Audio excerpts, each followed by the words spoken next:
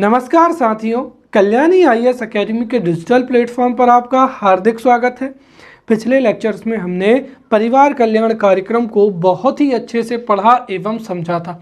इस लेक्चर में हम जनसंख्या नियंत्रण को बहुत ही अच्छे से पढ़ेंगे एवं समझेंगे। तो शुरू करते हैं जनसंख्या नियंत्रण से। भारत दुनिया का दूसरा सबसे अधिक आबादी वाला देश है और 2030 के पश्चात भारत दुनिया का सबसे अधिक आबादी वाला देश बन जाएगा। अर्थात 2030 के पश्चात भारत में चीन से अधिक आबादी होगी। भारत में इतनी अधिक आबादी हमारे लिए एक अवसर भी है तो एक कठिन चुनौती भी है। अगर हम इस जनसंख्या को अच्छी शिक्षा दे पाते हैं, अच्छी स्वास्थ्य सुविधाएं दे पाते हैं, प्रशिक्षण दे पाते हैं, रोजगार के अवसर उपलब्ध करा पाते हैं एवं देश में औद्योगिकरण को बढ़ावा मिलता है, तो यह जनसंख्या वरदान होगी और यह जनसंख्या देश के आर्थिक विकास में अपनी महत्वपूर्ण भूमिका निभाएगी। हमारे देश के लिए मानव संसाधन विकास के रूप में देश की प्रगति में महत्वपूर्ण सहायक होगी।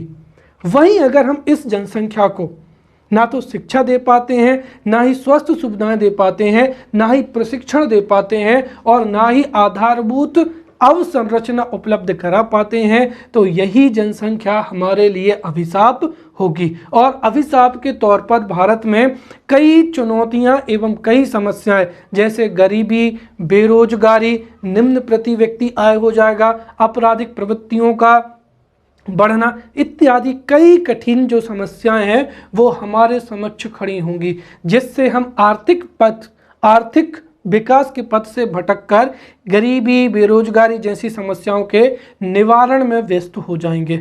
स्वाभाविक सी बात है कि कुछ अर्थशास्त्रियों के अनुसार अधिक जनसंख्या देश के आर्थिक विकास के लिए सहायक सिद्ध हो सकती है, परंतु भारत की जो मौजूदा अवसंरचना है, भारत में मौजूदा जो प्राकृतिक संसाधन है, वित्तीय संसाधन है, उनको देखते हुए भारत इतनी अधिक आबादी को उचित तरीके से ना तो शिक्षित कर पाने में समर्थ है और ना ही स्वास्थ्य सेवाएं, ना ही प्रशिक्षण और ना ही आधारभूत अवसंरचना दे पाने में समर्थ है। इसीलिए भारत को अपनी जनसंख्या को नियंत्रित करने के बारे में अवश्य ही सोचना चाहिए, तभी हम भविष्य में भारत का विकास करने में सफल हो पाएंगे।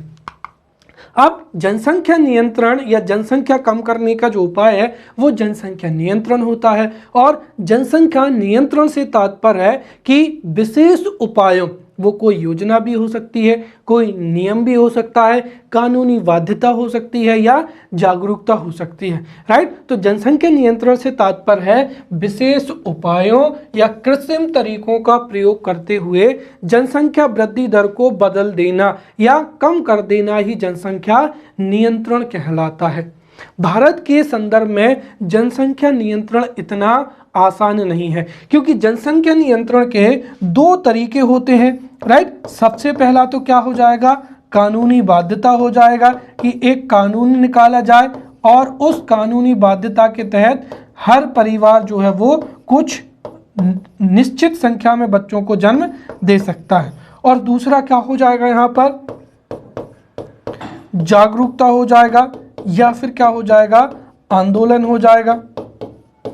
अब अगर हम भारत के संदर्भ में देखें तो भारत इन दो विशेष उपायों या इन दो कृत्रिम तरीकों से अपनी जनसंख्या वृद्धि दर को कम कर सकता है या परिवर्तित कर सकता है और इस तरीके से भारत में जनसंख्या नियंत्रण हो सकता है। परंतु भारत में कानूनी जो बाध्यता है इस पर काफ़ी जो है बहस चल रही है, राइट, क्योंकि भारत एक लोकतांत्रिक देश है। भारत एक लोकतांत्रिक देश है और भारत के नागरिकों को अपना जीवन जीने का अधिकार प्राप्त है। इसीलिए भारत के लोगों को संवैधानिक रूप से उनको उनके मानव अधिकारों से या नागरिक अधिकारों से वंचित नहीं किया जा सकता है।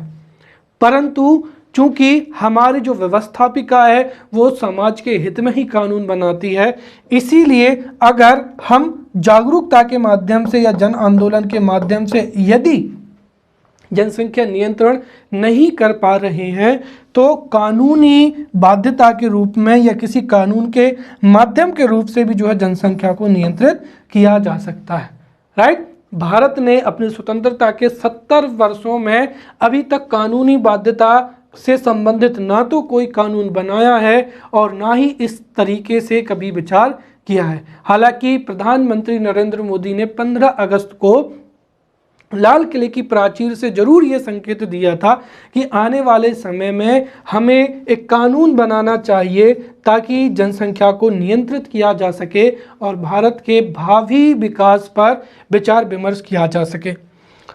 दूसरा तरीका है कि जनसंख्या को जागरूकता करके, जन आंदोलन के माध्यम से, परिवार नियोजन के माध्यम से जनसंख्या को नियंत्रित करना। लेकिन परिवार नियोजन के लिए भी हमारे पास में उचित साधन होने चाहिए और जागरूकता के लिए भी हमारे समाज में शिक्षा जरूरी है, समाज का जागृत होना जरूरी है, समाज में शिक्षा जरूरी है। तब हम यहाँ पर जन जागरूकता और आंदोलन के माध्यम से समाज को जो है वो जागरूक कर सकते हैं और जनसंख्या नियंत्रण कर सकते हैं, राइट। बहरहाल वर्तमान समय में अगर वर्तमान समय की जो आवश्यकता उसको देखते हुए भारत में इन दोनों विकल्पों पर विचार किया जा सकता है, राइट।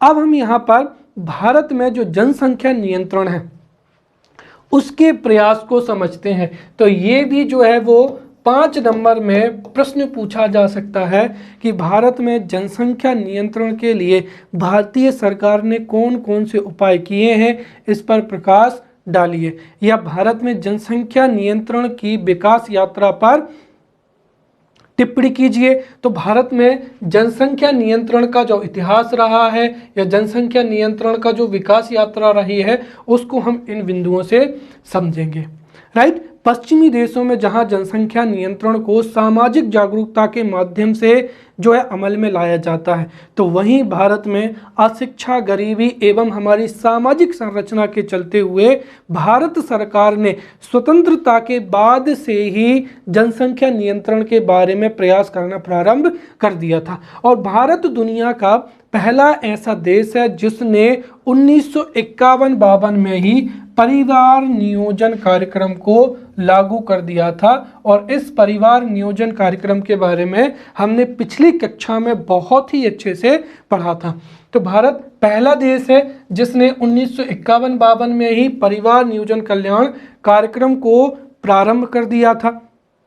इसके साथ ही हमारे देश के आर्थिक विकास के लिए भी पंचवर्षीय योजनाएं भी 1951 से ही शुरू हुई थी और उन पंचवर्षीय योजनाओं में भी इस बात का विशेष ध्यान रखा गया था कि जो बढ़ती आबादी है वो हमारे देश के आर्थिक विकास में बाधक है और बढ़ती आबादी को नियंत्रित करने के लिए जनसंख्या नियंत्रण पर जो है वो ध्यान दिया जाना चाहिए, राइट।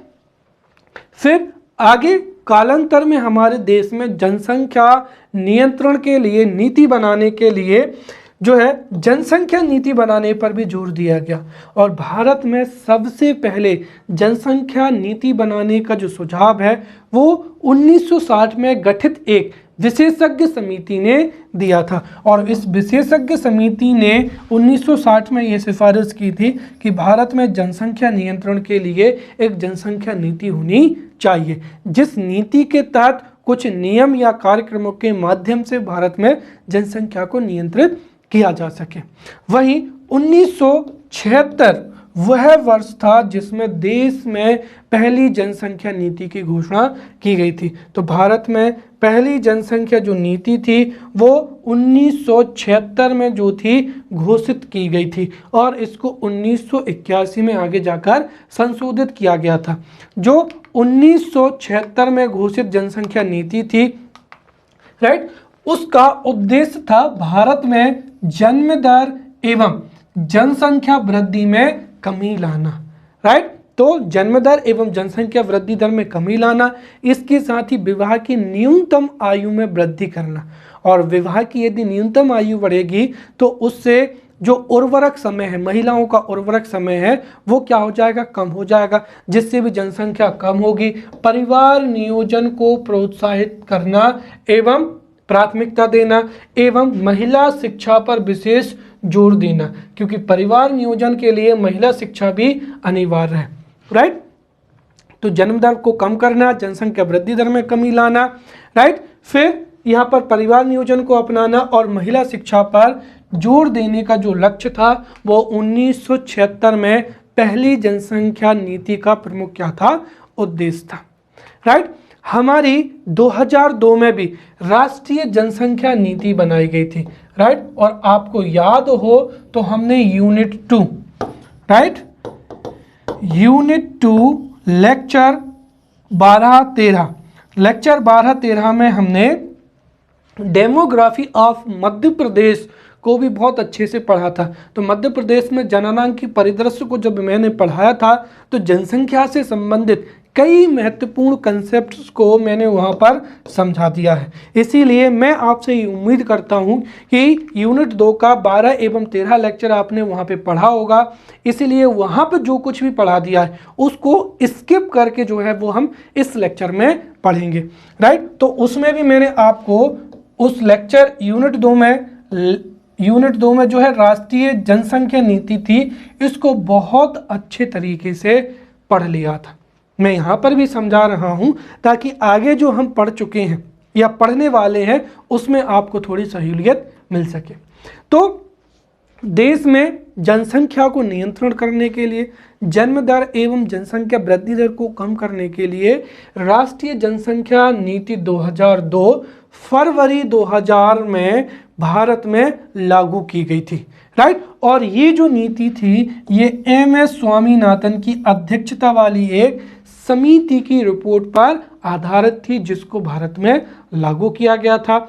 और इस समिति ने इस रिपोर्ट में कुछ प्रमुख सुझाव दिए थे और उन सुझावों पर इस नीति के उद्देश्य निर्धारित किए गए थे, जिसमें पहला था कि भारत में प्रजनन दर को कम करना ताकि जनसंख्या वृद्धि कम हो सके। इसके साथ ही शिशु स्वास्थ्य की देखभाल के लिए बेहतर सेवा तंत्र की क्या करना, स्थापना करना, ताकि कई बार जो सामाजिक रूप में या हमारे समाज में, समुदाय में बच्चे अधिक परिवार अधिक बच्चों को जन्म इसलिए देते हैं क्योंकि कई बार शिशुओं की अल्प समय में ही मृत्यु हो जाती है और हमारे समाज में बच्चों को बुढ़ापे का सहारा माना जाता है, बुढ़ापे की लाठी माना जाता है। इसीलिए वो चाहते हैं कि अगर 1-2 शिशुओं की मृत्यु भी हो जाती है तो कोई दिक्कत नहीं। राइट। इसीलिए शिशु स्वास्थ्य की देखभाल के लिए भी बेहतर सेवा तंत्र की स्थापना करना, ताकि अगर 1-2 शिशु ही रहेंगे तो वही जो है आगे चलकर एक अच्छे नागरिक बनेंगे और जो हमारे समाज है, जो माता पिता हैं, उनकी सेवा भी करेंगे।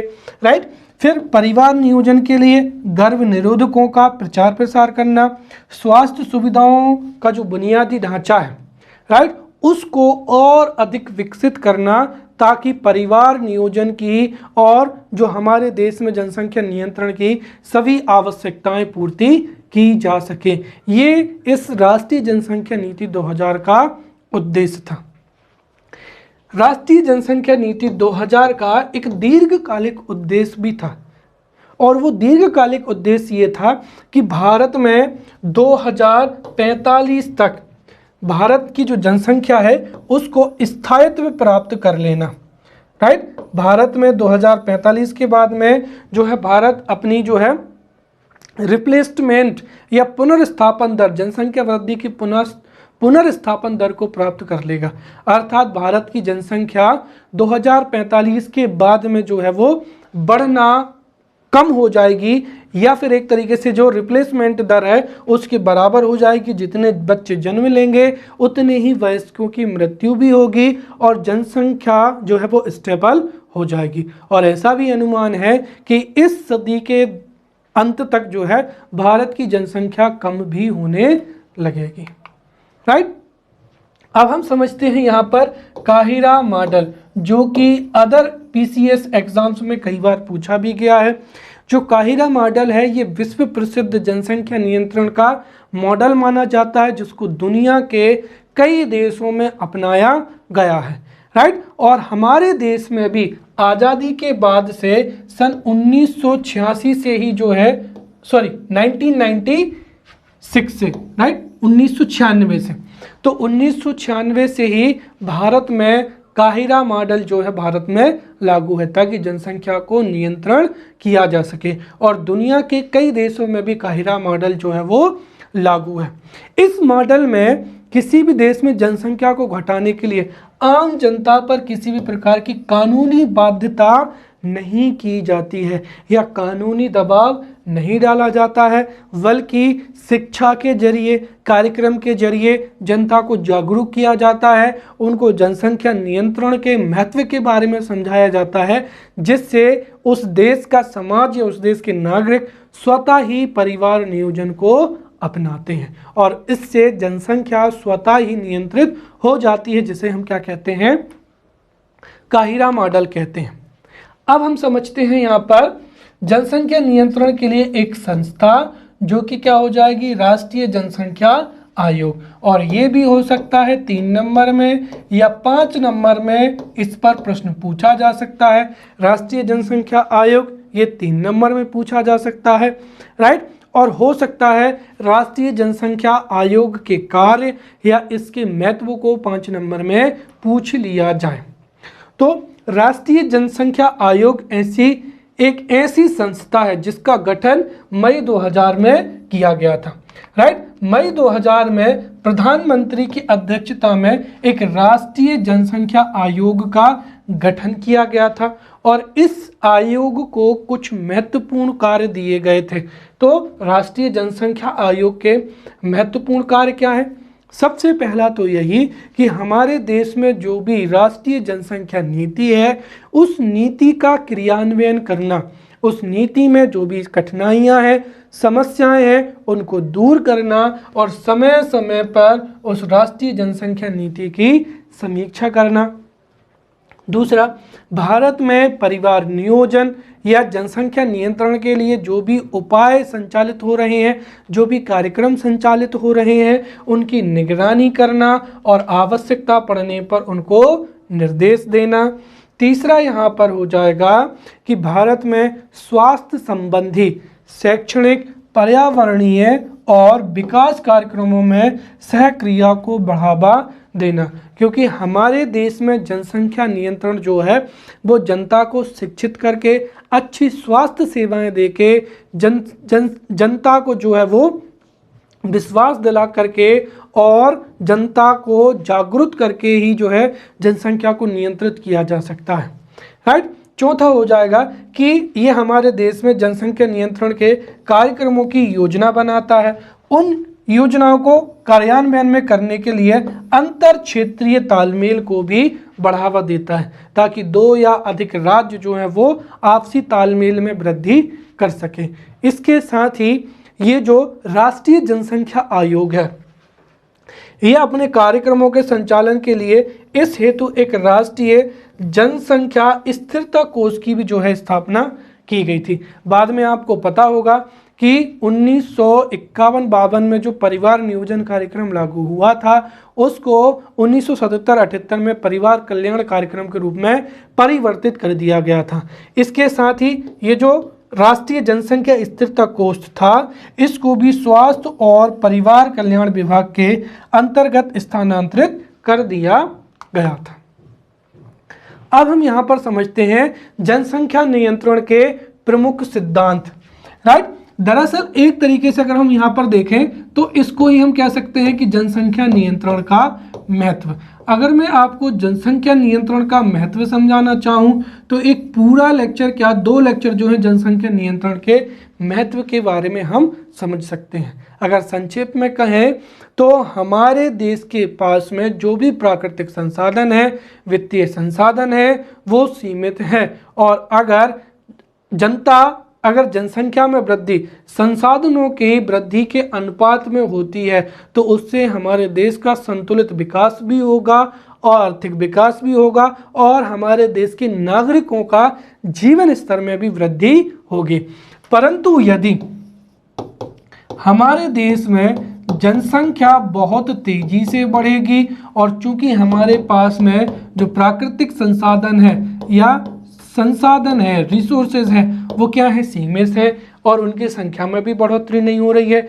इसीलिए आने वाले समय में जो जनसंख्या है वो बहुत अधिक हो जाएगी, संसाधन बहुत कम हो जाएंगे, जिस वजह से ना तो हम जनता को प्रशिक्षित कर पाएंगे, ना ही शिक्षा दे पाएंगे, ना ही स्वास्थ्य सुविधाएं दे पाएंगे, राइट, ना ही प्रशिक्षण दे पाएंगे और ना ही उनके लिए रोजगार के अवसर दे पाएंगे। इस वजह से हमारे देश में जो है कई प्रकार की समस्याएं भी उत्पन्न होंगी। भाई गरीबी बढ़ेगी, बेरोजगारी बढ़ेगी एवं कई समस्याएं बढ़ेंगी। तो कुल मिलाकर देखा जाए तो यहाँ पर जनसंख्या नियंत्रण का जो महत्व है वो बहुत अधिक है। हमारे देश की कई सर्वकालिक समस्याएं, गरीबी, बेरोजगारी, राइट, रोजगार में कमी, आर्थिक विकास में वृद्धि, ये सभी जो है समस्याएं बहुत ही आसानी से जनसंख्या नियंत्रण में सॉल्व हो सकती हैं, जिनको मुझे लगता है कि आपको बताने की ज़रूरत नहीं है। अगर ये निबंध भी आ जाए तब भी आप जनसंख्या नियंत्रण के महत्व को बहुत ही अच्छे से मुख्य परीक्षा में लिख देंगे। अगर कभी ये प्रश्न 5 नंबर में आता है, राइट, तो हमें आवश्यकता पड़ने पर 1 या 2 सिद्धांत भी पता होने चाहिए, जिसकी वजह से हम समझ सके कि जनसंख्या नियंत्रण जो है वो क्यों महत्वपूर्ण है। तो मैं यहाँ पर आपको जनसंख्या नियंत्रण क्यों महत्वपूर्ण है उसके 2 सिद्धांत आपको यहाँ पर पढ़ा रहा हूँ। दोनों सिद्धांत जो है वो 5 नंबर में पूछे जा सकते हैं। हो सकता है ये भी पूछा जाए कि जनसंख्या नियंत्रण का माल्थस का सिद्धांत जो है वो लिखिए, या पूछा जा सकता है कि जनसंख्या नियंत्रण की बिग पुश थ्योरी पर प्रकाश डालिए, या जनसंख्या नियंत्रण की बिग पुश थ्योरी को अपने शब्दों में लिखिए। ये जो है 5-5 नंबर के प्रश्न पूछे जा सकते हैं। या फिर सीधा पूछा जा सकता है कि जनसंख्या नियंत्रण के सिद्धांतों को समझाइए, या फिर ये भी पूछा जा सकता है कि जनसंख्या नियंत्रण हमारे देश के लिए क्यों महत्वपूर्ण है, किसी एक सिद्धांत के माध्यम से इसकी व्याख्या करिए, राइट। तो जनसंख्या नियंत्रण हमारे देश के लिए बहुत ही महत्वपूर्ण है और जनसंख्या नियंत्रण देश के हित में होता है, जिसको हम इन 2 सिद्धांतों के माध्यम से यहाँ पर समझेंगे। सबसे पहला हो जाएगा माल्थस का सिद्धांत, राइट। माल्थस ब्रिटेन के एक जाने माने अर्थशास्त्री थे और जाने माने अर्थशास्त्री माल्थस ने प्रिंसिपल ऑफ पॉपुलेशन एक सिद्धांत दिया था और प्रिंसिपल ऑफ पॉपुलेशन में जनसंख्या वृद्धि और उसके प्रभावों की व्याख्या की थी। तो प्रिंसिपल ऑफ पॉपुलेशन के माध्यम से माल्थस ने जो है जनसंख्या वृद्धि और उसके प्रभावों की व्याख्या की थी। और ये जो माल्थस का सिद्धांत है ये प्रसिद्ध भी है। माल्थस के अनुसार जो जनसंख्या वृद्धि होती है या जनसंख्या बढ़ती है तो जनसंख्या वृद्धि दोगुनी रफ्तार से होती है, राइट। जनसंख्या 2 की स्पीड में बढ़ती है, जैसे 1, 2, 4, 8, 16, 16 से 32 लाख, 32 से 64 लाख, 64 से सीधा। तो जनसंख्या दोगुनी रफ्तार से बढ़ती है, जबकि देश में जो संसाधन है उनमें सामान्य गति से वृद्धि होती है, जैसे 1, 2, 3, 4, 5, राइट। इस गति से वृद्धि होती है और इसी वजह से ये परिणाम होता है कि हर 25 वर्षों में उस देश की जनसंख्या क्या हो जाती है, दोगुनी हो जाती है, राइट। तो जनसंख्या बढ़ रही है दोगुनी रफ्तार से और जो संसाधन है वो सामान्य गति से बढ़ रहे हैं।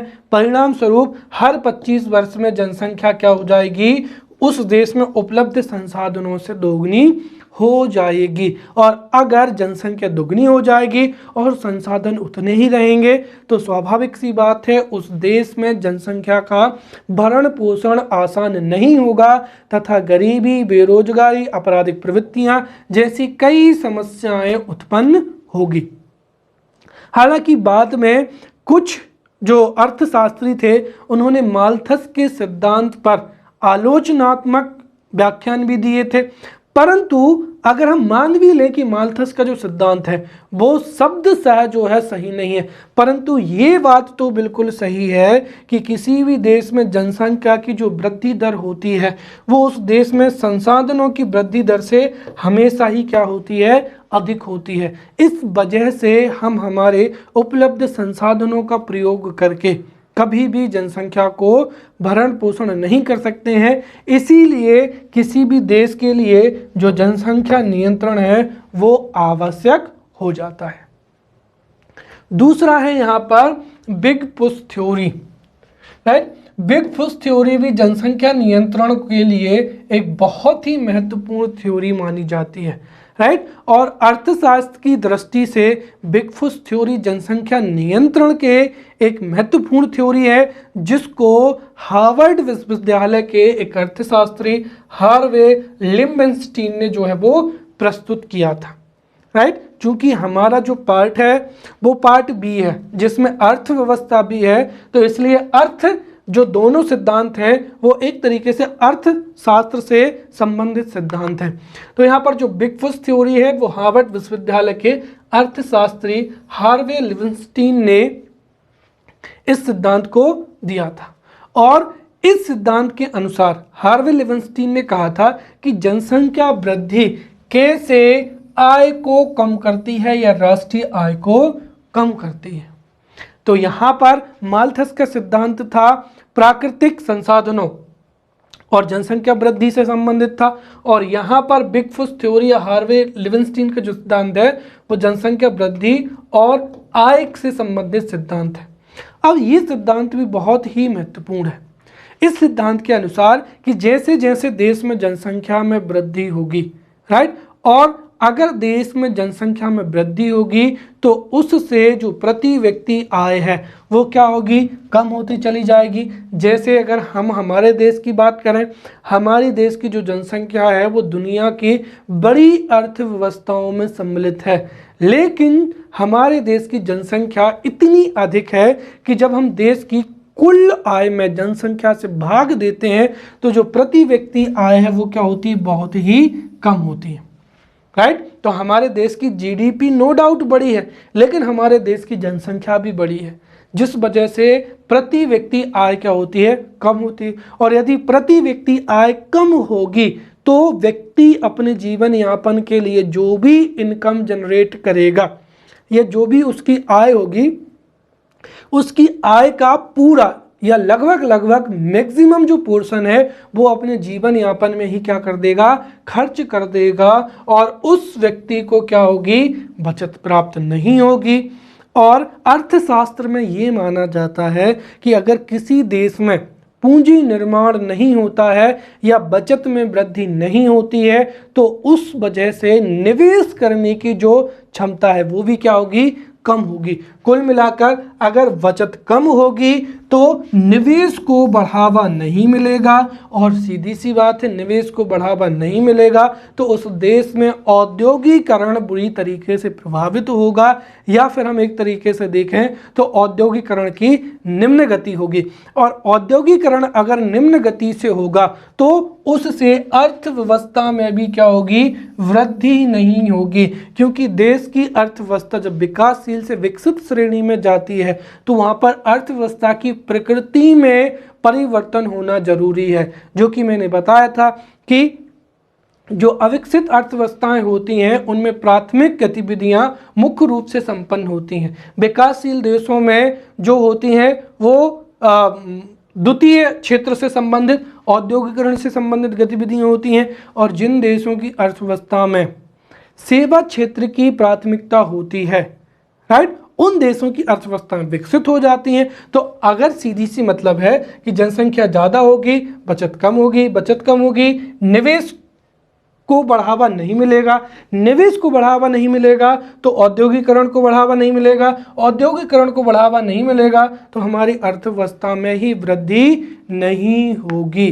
कुल मिलाकर हमारी देश में जनसंख्या अधिक होने से अर्थव्यवस्था का विकास क्या होगा, अवरुद्ध हो जाएगा।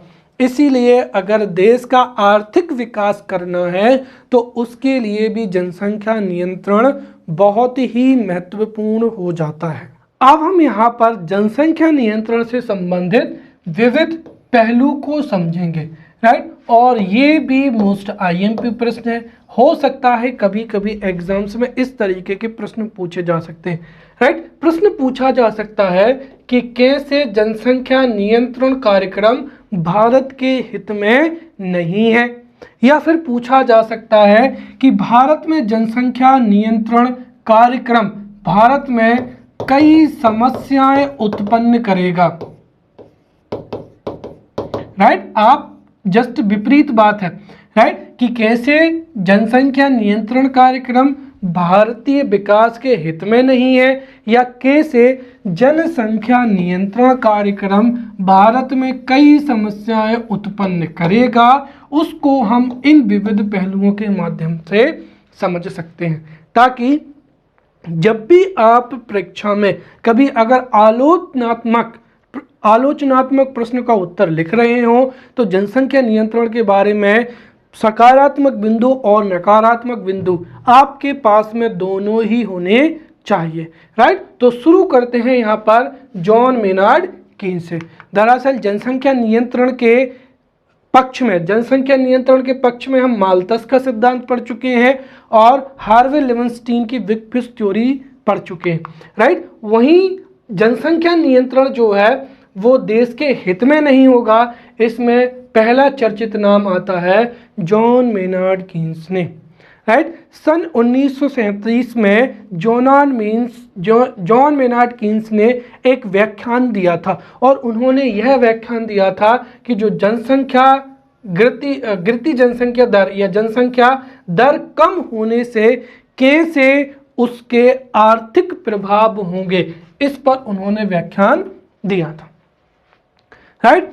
तो जो जनसंख्या नियंत्रण है वो देश के आर्थिक विकास के हित में नहीं होगा। इसके संबंध में जॉन मेनार्ड कीन्स ने 1937 में बताया था कि अगर आबादी की संख्या में अगर किसी देश की जनसंख्या नियंत्रण की वजह से जनसंख्या वृद्धि दर कम होती है तो जनसंख्या वृद्धि दर कम होने से उस देश में समग्र मांग में क्या होगी, कमी होगी। और आपको पता है कि अगर किसी भी देश में समग्र मांग में कमी होती है तो उस देश का आर्थिक विकास जो है वो अवरुद्ध होता है, क्योंकि यदि समग्र मांग में कमी होगी तो सप्लाई को भी कम करना पड़ेगा, और अगर समग्र आपूर्ति को कम करेंगे तो उससे उत्पादन कम करना पड़ेगा, और उत्पादन कम करने का मतलब है कि गैर औद्योगिकरण को बढ़ावा देना। तो यहाँ पर जॉन मेनार्ड कीन्स ने सीधा कहा था कि जनसंख्या नियंत्रण उपायों से देश की जनसंख्या वृद्धि दर कम होगी और उस वजह से समग्र मांग में कमी आएगी, जिससे जो है देश पर आर्थिक विकास पर उसका क्या होगा, नकारात्मक प्रभाव पड़ेगा। ये हो गया पहला पहलू। दूसरा हम यहाँ पर चीनी मॉडल का भी क्या दे सकते हैं, उदाहरण दे सकते हैं। सन 1980 में चीन ने अपने देश की जनसंख्या के नियंत्रण के लिए चीनी मॉडल जो है 1980 के दशक में लागू हुआ था, जिसके फलस्वरूप चीन में जनसंख्या वृद्धि दर थी वो तो कम हो गई, लेकिन उसकी वजह से वृद्ध लोगों की जनसंख्या चीन में अधिक हो गई। और चूंकि अगर देश में वृद्ध लोगों की संख्या अधिक होगी तो चूंकि वृद्ध जो लोग हैं वो आश्रित जनसंख्या में आते हैं, और अगर किसी देश में आश्रित जनसंख्या अधिक होगी और कार्यशील जनसंख्या क्या होगी, कम होगी, तब भी उस देश का आर्थिक जो प्रभाव है या आर्थिक विकास है वो अवरुद्ध होगा। यही कारण है कि हाल ही में चीन ने अपनी जो एक बच्चे की जो पॉलिसी थी, वन चाइल्ड पॉलिसी थी, एक बच्चे की पॉलिसी थी, उसके मानदंड को परिवर्तित कर दिया है और वर्तमान समय भी चीन भी अपनी बढ़ती हुई एज्ड पॉपुलेशन या वृद्ध लोगों की बढ़ती हुई जनसंख्या की वजह से चिंतित है, और इसी वजह से वर्तमान में शादीशुदा जोड़ों को अधिक बच्चे पैदा करने के लिए प्रोत्साहित किया जा रहा है। तीसरा हो जाएगा यहाँ पर भारत में धार्मिक कारक या जनसंख्या नियंत्रण हमारी सामाजिक समरसता के लिए भी खतरा है। राइट, दरअसल हमारे देश में जो जनसंख्या नियंत्रण कानून है या जो जनसंख्या नियंत्रण कार्यक्रम है वो शुरुआत से ही उसमें कई प्रकार की कमियां हैं या उसमें शुरुआत से ही कई गड़बड़ियां हैं। उदाहरण के तौर पर अगर हमारे देश में शादी के लिए या विवाह से संबंधित या गोद लेने से संबंधित या उत्तराधिकार के संबंधित अगर कानून बनने थे तो वो देश के सभी धार्मिक समुदायों के लिए बनने थे, अर्थात अनुच्छेद 44 राइट में जो समान नागरिक संहिता है वो सभी धर्मों के लिए लागू अगर 1955-56 में ही हो जाती तो आज हमारे देश की स्थिति कुछ अलग ही होती। हमारे देश के दो सबसे बड़े समुदाय हिंदू समुदाय एवं मुस्लिम समुदायों में कई बार इस मुद्दे पर तनातनी होती है। कारण क्या है कि हिंदुओं के लिए विवाह एवं तलाक या उत्तराधिकार के जो कानून है उसके लिए हिंदू विवाह एवं विच्छेद अधिनियम 1955-56 पहले से ही अमल में लाया जा चुका है।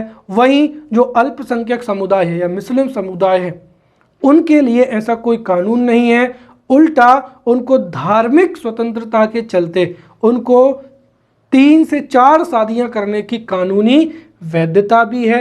इसी वजह से कई बार आरोप लगता है कि एक धार्मिक समुदाय अपनी जनसंख्या वृद्धि दर को कम करने में योगदान दे रहा है तो वहीं दूसरा धार्मिक समुदाय जनसंख्या नियोजन परिवार नियोजन को स्वीकार नहीं करता है और इसके साथ ही उस धार्मिक समुदाय की आबादी भी बढ़ रही है और कई बार तो उस समुदाय को जनसंख्या विस्फोट जैसे तरीकों का उपयोग या जनसंख्या विस्फोट करने वाले समुदाय के रूप में भी उसको जो है कहा जाता है।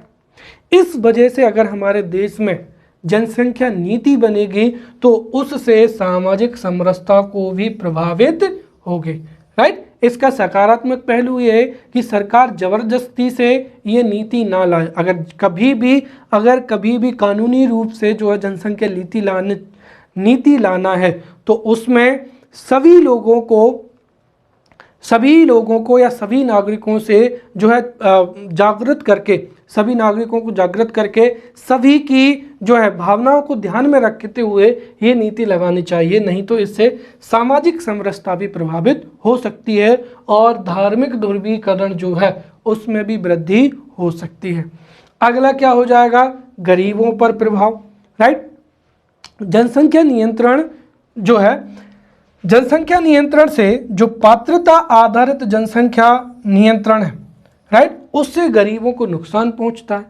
कारण क्या है कि जैसे जैसे आय में वृद्धि होती है वैसे वैसे जीवन स्तर में भी वृद्धि होती है, अच्छी शिक्षा मिलती है, अच्छा स्वास्थ्य मिलता है राइट, तो उससे सामाजिक दृष्टिकोण में भी बदलाव होता है और ये देखा गया है कि अच्छे जो शिक्षित परिवार हैं वो जनसंख्या नियोजन को बढ़ावा देते हैं। वहीं गरीबों को ना तो अच्छी शिक्षा मिल पाती है ना ही अच्छा स्वास्थ्य मिल पाता है राइट, जिस वजह से वो परिवार नियोजन को नहीं अपना पाते हैं और जो गरीब हैं वो परिवार को ही जो है वो पूंजी मानते हैं। गरीब जो निम्न आय वर्ग के लोग हैं वो परिवार को पूंजी मानते हैं और ऐसी विचारधारा रखते हैं कि परिवार में जितने अधिक सदस्य होंगे परिवार की आय उतनी ही बढ़ेगी। इस वजह से अगर जनसंख्या नियंत्रण लागू होता है तो उससे गरीबों को जो है नुकसान होगा राइट। इस वजह से उनको सबसे पहले हमारे देश में गरीबी निवारण पर भी ध्यान देना चाहिए, तब जाकर जनसंख्या जो है नियंत्रण वो हमारे देश में सफल होगा। 5वां हो जाएगा यहाँ पर पितृसत्ता हो जाएगा।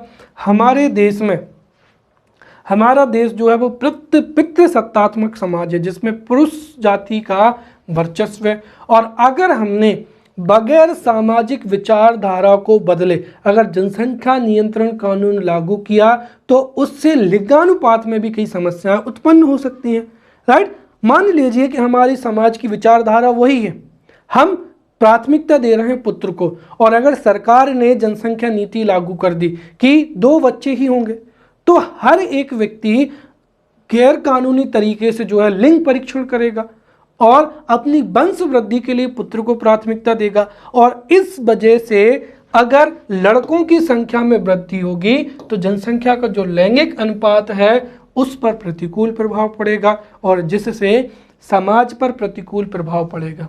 इसीलिए हमारी सामाजिक विचारधारा है या जो पुत्र चाहे है उसमें परिवर्तन के पश्चात ही जनसंख्या नियंत्रण को लागू किया जाना चाहिए।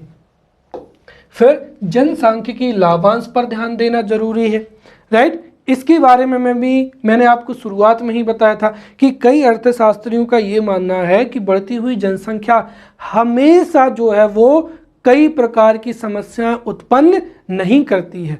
बढ़ती हुई जनसंख्या को अच्छी शिक्षा, अच्छा स्वास्थ्य दिए जाए तो उसे जनसांख्यिकी लाभांश के रूप में या मानव संसाधन के रूप में उसका दोहन किया जा सकता है।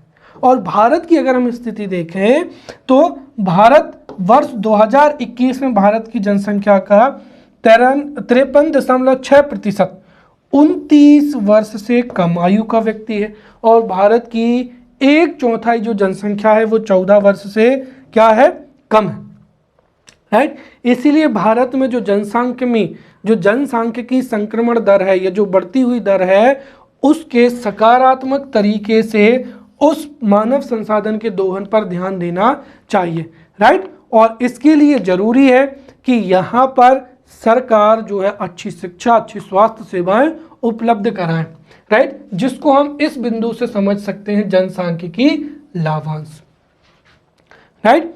अगर हमारे देश में जो युवा जनता है वो अगर अकुशल बेरोजगार होगी तो वो हमारे देश की सुविधाओं पर क्या होंगे, भार होंगे, राइट, क्योंकि उनका अर्थव्यवस्था में योगदान न्यून होगा, उल्टे वो प्राकृतिक संसाधनों का दोहन भी करेंगे। लेकिन यदि उस जनसंख्या को शिक्षित किया जाता है, प्रशिक्षित किया जाता है, उसको मानव संसाधन के रूप में उसका दोहन किया जाता है तो रोजगार उपलब्ध कराकर उससे हमारे देश का आर्थिक विकास भी बढ़ सकता है, राइट। और इससे ही हम जनसांख्यिकी जो लाभांश है वो भी प्राप्त कर सकते हैं।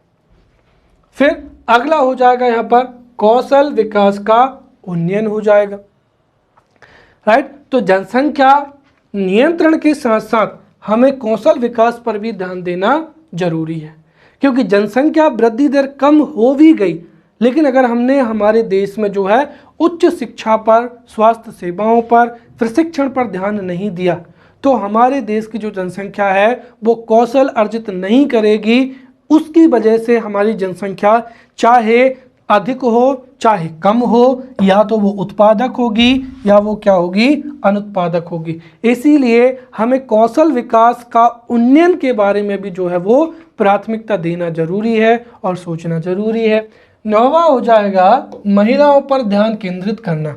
तो जनसंख्या नियंत्रण के साथ साथ महिलाओं पर ध्यान देना जरूरी है, क्योंकि महिलाओं की जो शिक्षा है, महिलाओं की शिक्षा देश में प्रजनन दर, इसके साथ ही जो पहले बच्चे के जन्म के समय माँ की उम्र, ये दोनों के मामले में महत्वपूर्ण भूमिका निभाती है।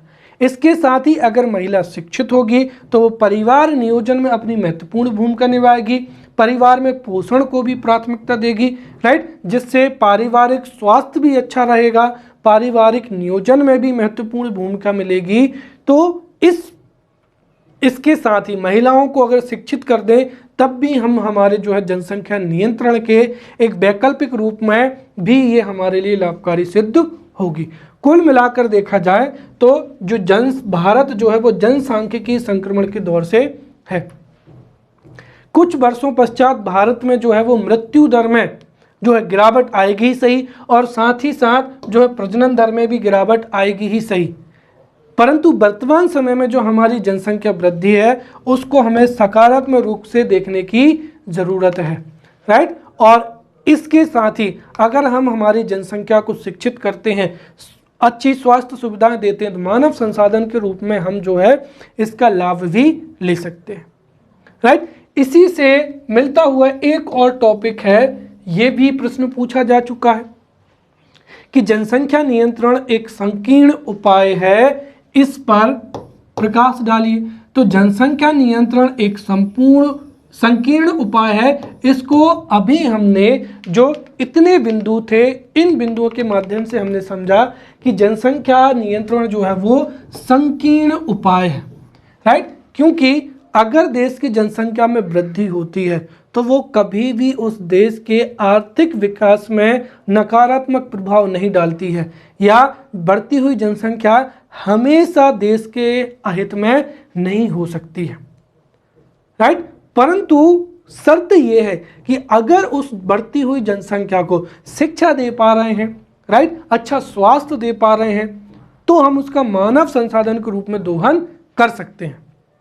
परंतु यदि हम उसको ये शिक्षा, स्वास्थ्य, अवसंरचनात्मक सुविधाएं, रोजगार उपलब्ध नहीं करा पा रहे हैं, तो फिर बढ़ती हुई जनसंख्या हमारे लिए जो है वो अभिशाप के रूप में कार्य करेगी। और इसके साथ ही अगर जनसंख्या नियंत्रण हम करते हैं तो उससे ये भी प्रभाव जो है वो परिलक्षित हो सकते हैं। जैसे हो सकता है हमारी अर्थव्यवस्था में कार्य करने के लिए पर्याप्त लोग ही ना हो, राइट, या फिर हो सकता है कि वृद्ध जो आयु है या वृद्ध लोगों की जनसंख्या बढ़ने से, राइट, वृद्ध लोगों की जब जनसंख्या बढ़ेगी तो एक तो वो आश्रित जनसंख्या में बदल जाएंगे और उनकी वृद्धावस्था पेंशन या उनकी स्वास्थ्य सुविधाओं के लिए हमारे पास में पर्याप्त संसाधन नहीं होंगे, राइट। इससे समग्र मांग में भी कमी होगी तो गौर औद्योगिकरण भी बढ़ेगा और समग्र मांग में भी कमी होगी। तो इन बिंदुओं से हम समझ सकते हैं कि जनसंख्या नियंत्रण जो है एक संकीर्ण उपाय है। वास्तविक रूप से सरकार को न केवल जनसंख्या नियंत्रण पर ध्यान देना चाहिए, बल्कि सरकार को देश में स्वास्थ्य, शिक्षा, प्रशिक्षण, रोजगार के अवसरों में वृद्धि, इन सब पर भी जो है वो अधिक रूप से ध्यान देना चाहिए। अब हम पढ़ते हैं जनसंख्या नियंत्रण के उपाय, और ये भी 11 नंबर में प्रश्न पूछा जा सकता है कि कैसे जनसंख्या नियंत्रण को अमल में लाया जा सकता है, या जनसंख्या नियंत्रण के लिए सुझाव दीजिए या जनसंख्या नियंत्रण के उपाय बताइए। तो जनसंख्या नियंत्रण के लिए उपाय, जनसंख्या नियंत्रण के लिए सुझाव, इनको हम यहाँ पर एक एक करके जो है वो पढ़ते चलेंगे, राइट। सबसे पहला तो यहाँ पर यह है कि जनसंख्या नियंत्रण के लिए जो है हमारे देश में महिलाओं की जो विवाह आयु है उसको भी बढ़ाना चाहिए। और ये हमारे देश में डिबेट काफ़ी लंबे समय से चल रही है कि हमारे देश में पुरुषों की जो है विवाह योग्य आयु 21 वर्ष है, लेकिन महिलाओं के लिए विवाह जो योग्य आयु कानून द्वारा वो कितनी है, 18 है। और इस आयु की वजह से दो जो समस्याएं हैं वो परिलक्षित हो रही हैं। एक तो 18 वर्ष अर्थात बालिकाएं जैसे ही 12th पास होती हैं उनकी आयु 18 वर्ष हो जाती है, और चूंकि ये 18 वर्ष की आयु कानूनी रूप से वैध है, इसीलिए महिलाओं को आगे उच्च शिक्षा के लिए प्रोत्साहित ना करके उनका विवाह कर दिया जाता है। इससे एक तो जो है महिला शिक्षा, राइट, महिला शिक्षा में क्या है, कमी आ रही है, और अगर महिला शिक्षा में कमी आएगी तब भी जनसंख्या नियंत्रण सफल नहीं होगा। और दूसरी चीज, अगर 18 वर्ष में विवाह हो जाएगी तो लगभग 18 से लेकर 30 वर्ष तक जो है वो उर्वरक काल जो है वो माना जाता है, और इतने लंबे उर्वरक काल में 4 से 5 बच्चों को जन्म देना क्या होगा, आसान हो जाएगा। इसीलिए अगर हम महिलाओं की विवाह की आयु में वृद्धि करते हैं तो उससे महिला शिक्षा में वृद्धि होगी और अप्रत्यक्ष रूप से जनसंख्या नियंत्रण में भी फायदा मिलेगा, और इससे जो उर्वरक काल है, राइट, वह भी कम हो जाएगा, जिससे भी प्रजनन दर में क्या होगी, कमी आएगी। दूसरी चीज यहाँ पर क्या है, महिलाओं की आर्थिक स्थिति में सुधार करके उनको निर्णय जो प्रक्रिया है, डिसीजन मेकिंग जो प्रोसेस है, उसमें उनको भाग लेने के लिए सक्षम बनाया जाना चाहिए। दरअसल महिलाओं को हमारे समाज में उतना स्थान नहीं है, इसलिए चाहे वो परिवार नियोजन हो या फिर बच्चों का लालन पालन हो, राइट, पुरुषों को इससे कोई लेना देना नहीं होता है। लेकिन अगर महिलाओं की आर्थिक स्थिति ठीक होती है तो वो भी अपनी निर्णय ले पाएंगी और इससे भी परिवार नियोजन बढ़ने की संभावना है। राइट। तीसरा, यहाँ पर हमारे देश में हमें शिक्षा की गुणवत्ता को बढ़ाना होगा और अधिक से अधिक बच्चों को जन्म देने का जो दृष्टिकोण है उसको कम करना होगा, अर्थात सभी लोगों को जागरूक करें कि वो अधिक से अधिक बच्चों को जन्म ना दें। राइट। दरअसल प्राचीन काल में अच्छी स्वास्थ्य शिक्षाएं नहीं थी, अच्छी स्वास्थ्य सेवाएं नहीं थी। इस वजह से कई बार मजबूरी में जो पेरेंट्स थे वो 2 से अधिक बच्चों को जन्म देते थे, ताकि अगर कुछ बच्चों की स्वास्थ्य की वजह से जान भी चली जाती है तो उनको बुढ़ापे के सहारे के लिए 1-2 बच्चे उनके जीवित हों। लेकिन वर्तमान समय में स्वास्थ्य सेवाएं अच्छी हैं, उसके विपरीत प्राकृतिक संसाधन कम हो रहे हैं। इस वजह से भी जो अधिक बच्चों को जन्म देने की जो दृष्टिकोण है उससे जो है उसमें परिवर्तन करना चाहिए। राइट। इसके साथ ही वर्तमान समय में हमारे देश में कुछ परिवार ऐसे हैं जो बच्चों को जन्म देने में सक्षम नहीं है। राइट। और वहीं हमारे देश में कई बच्चे अनाथ भी हैं। इसीलिए हमें गोद लेने की जो प्रथा है उसको प्रेरित करना चाहिए। इस वजह से ऐसे लोग जो अपने परिवार को आगे नहीं बढ़ा पाते हैं वो सहज तरीके से गोद ले सकें और उसकी वजह से जो हमारे देश में अनाथ बच्चों की स्थिति है उसकी संख्या में भी कमी आए और उनका भी विकास हो सके। फिर हमारे देश में इस सामाजिक विचारधारा को बदलना बहुत ही जरूरी है। हमारे देश में पुरुष एवं महिला में, बेटा एवं बेटी में लैंगिक भेदभाव किया जाता है। राइट। पुत्र चाह हमारे समाज की वर्षों से चली आ रही एक खतरनाक क्या है, विचारधारा है। माना जाता है कि पुत्र ही मोक्ष दिलाएगा। राइट। पुत्र ही वंश को आगे बढ़ाएगा और इस वजह से कई बार शादी के बाद में जब प्रथम 2 संतानें बेटियां होती हैं तो पुत्र की चाह में परिवार नियोजन को ना अपनाकर अधिक बच्चों को जन्म दिया जाता है, जिस भी वजह से हमारे देश की जनसंख्या में बढ़ोतरी हो रही है।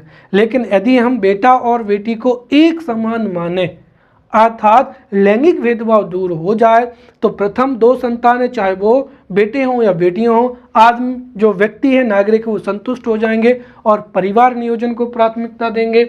वहीं अगला हो जाएगा यहाँ पर कि हमारे देश में ये भी एक सामाजिक विचारधारा है कि जिस व्यक्ति को या जो भी व्यक्ति अपना परिवार नहीं बढ़ाना चाहता है, राइट, उसको हे की दृष्टि से देखा जाता है।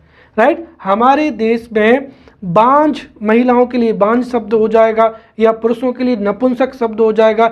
इस तरीके के ताने जो है वो समाज में लोगों को दिए जाते हैं, इसलिए लोग ना चाहते हुए भी अपने परिवार को बढ़ाते हैं और इस सामाजिक विचारधारा में भी बदलाव जो है वो जरूरी है। राइट। क्योंकि जैविक तरीके से भले ही व्यक्ति शारीरिक रूप से परिपूर्ण हो, लेकिन अगर वो संतान को नहीं बढ़ाया जाता है तो पति एवं पत्नी को कई ताने दिए जाते हैं, जिसकी वजह से दंपत्ति को कई बार सामाजिक तानों से बचने के लिए भी जो है वो जनसंख्या या अपना परिवार बढ़ाने के लिए विवश होना पड़ता है। राइट। तो इस वजह से भी जो है जनसंख्या में वृद्धि होती है। लेकिन अगर इस विचारधारा में परिवर्तन होता है तो हो सकता है कि कई शिक्षित परिवार अपना परिवार को आगे ना बढ़ाएं और गोद लेकर जो हो सकता है अपने परिवार को पूरा भी कर सकते हैं। फिर जैसा कि मैंने बताया कि एक परंपरा ये भी है कि बच्चों को बुढ़ापे की लाठी माना जाता है, लेकिन हमारे देश में कई सरकारी योजनाएं हैं, तो कई बीमा योजनाएं हैं। राइट। और आर्थिक नियोजन भी है, जिसके माध्यम से अब व्यक्ति बुढ़ापे में भी आसानी से बीमा के माध्यम से या आर्थिक सहायता के माध्यम से या सरकारी योजनाओं के माध्यम से जो है अपना बुढ़ापा काट सकता है। इसके लिए अनावश्यक रूप से कई बच्चों को जन्म देने की जो उसकी विचारधारा है उससे भी छुटकारा मिलना चाहिए। साथ ही व्यक्तियों की जो आर्थिक स्थिति है उसमें भी सुधार करना चाहिए, क्योंकि ये भी देखा गया है कि जो छोटा परिवार होता है या जिनका जीवन स्तर होता है अच्छा होता है, वो कम बच्चों को जन्म देने में विश्वास करते हैं, या फिर हम कह सकते हैं कि जो उच्च जीवन स्तर वाले शिक्षित लोग हैं वो छोटे परिवार को प्राथमिकता देते हैं। इस वजह से अगर आर्थिक स्थिति ठीक होगी, जीवन स्तर अच्छा होगा, तो स्वतः ही जनसंख्या नियंत्रित हो जाएगी। इसके साथ ही हमें देश में शहरीकरण को भी बढ़ावा देना चाहिए, अर्थात ग्रामीण क्षेत्रों में जो संयुक्त परिवार प्रथा है, जहां पर बच्चों का पालन पोषण दादा दादी नाना नानी के द्वारा किया जाता है, जिससे माता पिता परिवार में होते हुए भी जो बच्चों के पालन पोषण की जो पिंच है या जो कठिनाई है उसको महसूस ही नहीं करते। लेकिन शहरी क्षेत्रों में दरअसल जो है अकेला परिवार होता है, इसलिए बच्चों के पालन पोषण में जो कठिनाई होती है उसका अनुभव किया जाता है। इसीलिए जितना शहरीकरण होगा, व्युत्क्रमानुपातिक रूप से जो है जनसंख्या वृद्धि होगी, अर्थात शहरी क्षेत्रों में जनसंख्या जो बच्चों के जन्म देने की परंपरा है वो कम होती है। इसलिए अगर शहरीकरण बढ़ेगा तब भी जनसंख्या में कमी आएगी। फिर जो जनसंख्या वृद्धि दर है वो ग्रामीण क्षेत्रों में अधिक है, कारण ग्रामीण क्षेत्रों में परिवार नियोजन की उपयुक्त जानकारी नहीं है, राइट। गर्भ निरोधक साधनों का जो है उपयुक्त वितरण नहीं है, जानकारी नहीं है, इस वजह से भी अधिक जनसंख्या वृद्धि दर होती है। तो ग्रामीण क्षेत्रों में परिवार नियोजन की जागरूकता, गर्भ निरोधक उपायों को बढ़ाना चाहिए। इसके साथ ही जो है शिक्षा, अगर भारत में हम ग्रामीण शिक्षा, शहरी शिक्षा या हर एक तरीके से शिक्षा को बढ़ावा देते हैं तो उससे परिवार नियोजन का जो है वो लाभ हमारे देश को मिलेगा। विभिन्न संचार माध्यम, टीवी, रेडियो, राइट, उनके माध्यम से भी लोगों को परिवार नियोजन के महत्व के बारे में अवगत कराना चाहिए। यह भी जो है सकारात्मक रूप से जनसंख्या रोकने में लाभदायक होगा, राइट। और सबसे महत्वपूर्ण बात जिसको हमने पिछले लेक्चर में पढ़ा था, क्या हो जाएगा, परिवार नियोजन, राइट। परिवार नियोजन का क्या महत्व होता है, क्या उद्देश्य होता है, इसको बहुत अच्छे से हमने पिछले लेक्चर में पढ़ा है। तो अगर हमारे देश में परिवार नियोजन को प्राथमिकता देते हैं तो न केवल राष्ट्रीय स्तर पर जनसंख्या नियंत्रित होगी, बल्कि पारिवारिक स्तर पर उस परिवार को भी अप्रत्यक्ष रूप से कई महत्वपूर्ण लाभ मिलेंगे। इसीलिए भी जनसंख्या नियंत्रण अति आवश्यक है, राइट। अब अगर हम निष्कर्ष रूप से देखें तो हमारे देश में, भारत एक ऐसा देश है जिसने दुनिया में सबसे पहले परिवार नियोजन कार्यक्रमों का प्रारंभ किया था। लेकिन ये जो परिवार नियोजन है इसमें कई खामियां भी उजागर हुई हैं, राइट, जिसको हमने कल बहुत अच्छे से समझा था। और एक और कमी ये थी कि 1975 में लोगों को जबरदस्ती, आपातकाल के दौरान जबरदस्ती पकड़ पकड़ के उनकी नसबंदी कराई गई, अमानवीय तरीकों से नसबंदी को कराया गया, जिससे न केवल ये कार्यक्रम असफल हुआ बल्कि लोगों में भी एक नकारात्मक प्रभाव पड़ा, जिसकी वजह से 1975 के बाद से लोगों ने भी जो पारिवारिक नियोजन है उसको भी अपनाने पर प्राथमिकता देना बंद कर दिया। इसलिए परिवार नियोजन के रूप में जो जितने भी उपाय हैं उनको सकारात्मक और बेहतर तरीके से क्रियान्वित करना चाहिए, क्योंकि अगर वो अच्छे से क्रियान्वित नहीं होंगे तो परिवार नियोजन का उल्टा असर भी पड़ सकता है। इसके साथ ही हम ये भी कह सकते हैं कि हमारी आबादी 130 करोड़ हो चुकी है और 2030 के पश्चात में जो है दुनिया में सबसे अधिक आबादी भी किसकी होगी, भारत की होगी। अगर भारत अपनी जनसंख्या में अवसंरचना में विकास करता है, शिक्षा अच्छी देता है, तो हम जनसांख्यिकी लाभांश लेंगे, नहीं तो वही जनसंख्या जो है वो हमें जनसांख्यिकी अभिशाप में भी बदल जाएगी, राइट। और इसके लिए अभी तक अगर हम देखें तो हमारे देश में सरकारों ने कानूनी जो बाध्यता वाला विचार है वो अभी तक अमल में नहीं लाया है, लेकिन प्रधानमंत्री नरेंद्र मोदी ने जो है 15 अगस्त पर एक भाषण दिया था, उसमें इसका जिक्र किया था। इस वजह से भी वर्तमान समय में जो राष्ट्रीय जनसंख्या नीति है या राष्ट्रीय जनसंख्या कानून है, राइट, वो चर्चा में या सुर्खियों में बना हुआ है। और ऐसा भी माना जाता है कि मोदी सरकार का ये एक एजेंडे में भी शामिल है। लेकिन यहाँ पर समस्या ये है कि जनसंख्या नियंत्रण का कानून बनता है तो वो हमारे देश के लिए भी जो हमने समझा है उतना आवश्यक, या अगर अच्छे से क्रियान्वित नहीं होगा तब भी कई समस्याएं होंगी। कारण क्या है, हमारा देश जो है वो एक लोकतांत्रिक देश है, जिसमें सभी व्यक्ति को अपने जीवन निर्णय लेने की आवश्यकता है। इसीलिए अगर जनता के विचारों को जाने बगैर या फिर जनता को जागरूक किए बगैर यदि जनसंख्या नियंत्रण कानून बनता है तो उसके नकारात्मक प्रभाव भी समाज पर पड़ सकता है।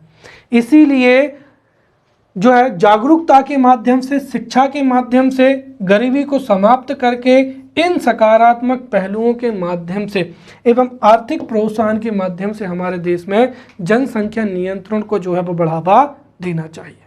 राइट, तो इस तरीके से हमने जनसंख्या नियंत्रण का टॉपिक ऐसा पढ़ा है कि अब इसमें से कोई भी प्रश्न आ जाए आप उसका उत्तर दे पाएंगे। तो अगले लेक्चर में मिलते हैं, तब तक के लिए धन्यवाद।